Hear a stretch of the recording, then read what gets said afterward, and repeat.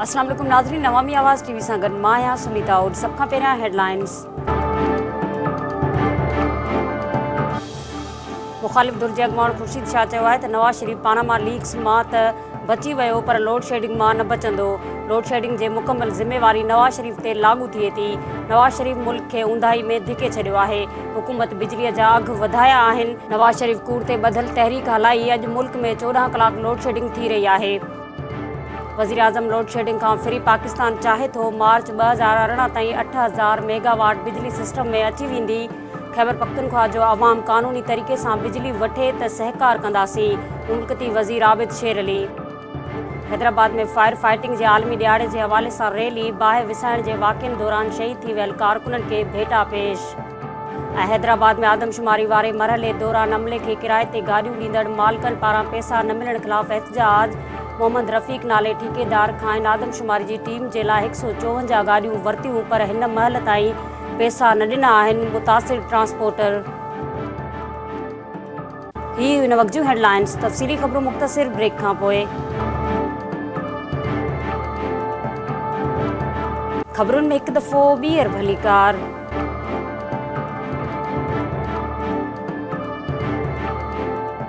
मुख़ालिफ़ धुर जे अॻुवाण ख़ुर्शीद शाह चयो आहे त नवाज़ शरीफ़ पानामा लीक्स मां त बची वियो पर लोड शेडिंग मां न बचंदो। लोड शेडिंग जे मुकमिल ज़िम्मेवारी नवाज़ शरीफ़ ते लागू थिए थी। लाहौर जे नासिर बाग में लोड शेडिंग ख़िलाफ़ एहतजाजी कैंप में कारकुननि खे ख़िताब कंदे ख़ुर्शीद शाह चयो त लोड शेडिंग ख़िलाफ़ पीपी जे एहतजाज जो असरु ज़रूरु थींदो। हुन चयो त नवाज़ शरीफ़ मुल्क खे ऊंधाई में धिके छॾियो आहे। कैंप जे करे लाहौरियुनि खे 24 कलाक रिलीफ मिलियो। संदसि चवणु हो त इहो अवाम जो फेज़ हूंदो आहे त कंहिं जे हक़ में वोट ॾे। हुकूमत बिजलीअ जा अघ वधाया आहिनि। नवाज़ शरीफ़ कूड़ ते ॿधल तहरीक हलाई। अॼु मुल्क में 14 कलाक लोड शेडिंग थी रही आहे। ख़ुर्शीद शाह चयो त उन्हनि जी हुकूमत खे 4 साल थी विया। लोड शेडिंग बि 4 कलाक हुई पर हाणे वधी वई आहे। को क़ानूनी तरीक़ो इख़्तियार नाहे कयो वियो। उन्हनि जे दौर में रमज़ान में लोड शेडिंग न थींदी हुई। हुन वधीक चयो त भारत असांजे जवाननि खे शहीद करे रहियो आहे पर वज़ीर आज़म उन्हनि जे नुमाइंदनि सां मुलाक़ातूं करे रहियो आहे। इदारनि में वेड़ मुल्क लाइ ठीकु नाहे।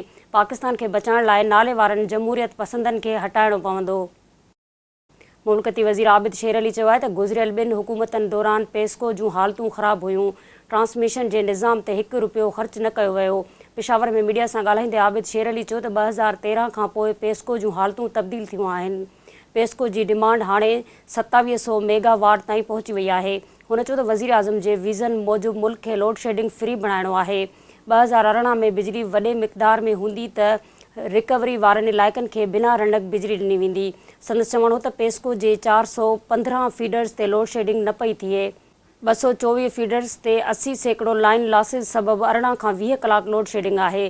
मुमलकती वज़ीर चयो त मार्च 2018 ताईं 8000 मेगावाट बिजली सिस्टम में अची वेंदी। खैबर पख्तूनख्वा जो अवाम क़ानूनी तरीक़े सां बिजली वठे त सहकार कंदासीं। हुन चयो त मौजूदा बिजलीअ जी सूरत हाल गुज़िरियल हुकूमतनि जे करतूतनि सबबु आहे। उहे माण्हू अवाम जे साम्हूं कहिड़े मुंहं सां वोट वठणु ईंदा। पाकिस्तान पीपल्स पार्टी मटियारी ज़िले जे अॻुवाणनि सैयद ज़ियाब अलदीन शाह, सैयद मुमताज़ अली शाह ऐं ज़ाहिद मेमण चयो आहे त पार्टी पारां मुक़ररु कयल नए सदर खे हटाए जियालनि खे उहिदो ॾेई पार्टी जे साख खे बचायो वञे। हुननि हैदराबाद प्रेस क्लब में प्रेस कॉन्फ्रेंस कंदे चयो त मटियारी ज़िले जे लाइ नओं चूंडियल सदर सैयद अली हसन शाह जो पाकिस्तान पीपल्स पार्टी जे जियालनि ऐं पुराणनि साथियुनि सां इंतिहाई ख़राबु रवैयो आहे, जंहिं सबबु मटियारी ज़िले अंदरि पीपल्स पार्टी धड़ा बंदीअ जो शिकार थींदी कमज़ोर थी रही आहे। हुननि पीपल्स पार्टी चेयरमैन बिलावल भुट्टो ज़रदारी ऐं को चेयरमैन आसिफ अली ज़रदारीअ खां मुतालबो कयो त सैयद अली हसन शाह खे हटाए जियालनि जो एतिराम कंदड़ ऐं पार्टीअ लाइ ख़िदमतूं ॾींदड़ माण्हूअ खे मटियारी जो सदर मुक़ररु कयो वञे। हैदराबाद में फायर फाइटिंग जे आलमी ॾियारे जे हवाले सां फायर फाइटर अमले पारां रैली कढी वई। सुहेल मशहदी ऐं शाहिद अली जी अॻुवाणी में ओल्ड कैंपस खां प्रेस क्लब ताईं रैली कढी वई, जंहिं में मेयर तइब हुसैन ऐं ॿियनि पिणु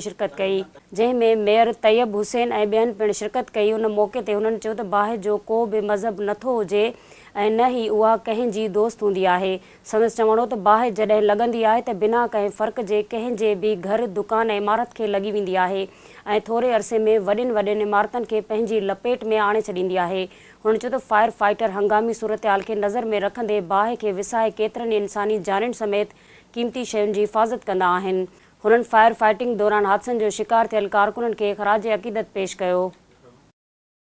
हैदराबाद में आदमशुमारी वारे मरहले दौरान अमले खे किराए ते गाॾियूं ॾींदड़ मालिकनि पारां पैसो न मिलण ख़िलाफ़ एहतजाज कयो वियो।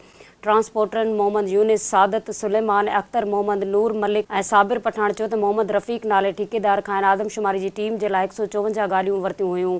संदन चवणो त हर गाॾीअ ते ॾिहाड़े जे हिसाब सां 4500 रुपया ॾियण जो चयो ऐं 700 रुपया पंहिंजी कमीशन बाबति पिणु ॻाल्हि ॿोल कई। जंहिं बाद हुननि पंहिंजियूं 154 गाॾियूं अहिड़े एग्रीमेंट तहत आदमशुमारी जे मरहले में ॾिनियूं। हुननि चयो त आदमशुमारी वारे मरहले खे ख़तमु थिए केतिरा ई ॾींहं गुज़री विया आहिनि पर ठेकेदार खेनि पैसा न पियो ॾिए। हुननि चयो त हुननि हैदराबाद जे डिप्टी कमिश्नर ऑफिस खां ॿिए पैसनि बाबति मालूमात वरिती आहे, जितां खेनि मालूम थियो आहे त ठेकेदार खे पैसा जारी कंदे केतिरा ई ॾींहं गुज़री चुका आहिनि।